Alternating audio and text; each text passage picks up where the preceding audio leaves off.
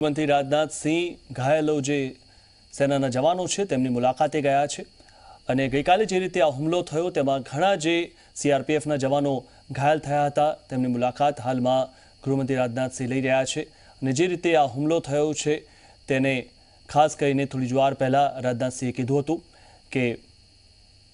બરાબરનો જવાબ આપવામાં આવશે અને કોઈ કસર છોડવામાં નહીં આવે, કડકમાં કડક કાર્યવાહી ભારત કરશે।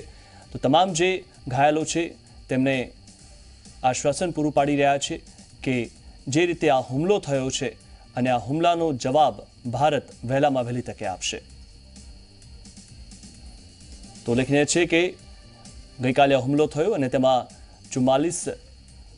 જે જવાનો છે તે શહીદ થયા હતા અને ઘણા જે જવાનો ઘાયલ થયા, કારણ કે જે રીતે બ્લાસ્ટ થયો અને પહેલી જે બસ હતી તે બસમાં જે ઘાયલોની સંખ્યા પણ વધારે હતી અને તે તમામ જે ઘાયલ જવાનો છે તેમને પૂછતાછ માટે રાજનાથ સિંહ હાલમાં હોસ્પિટલ પહોંચ્યા છે અને કઈ પ્રકારે તેમની સાર સંભાળ લેવાઈ રહી છે તેની જાત તપાસ તેઓ પોતે કરી રહ્યા છે।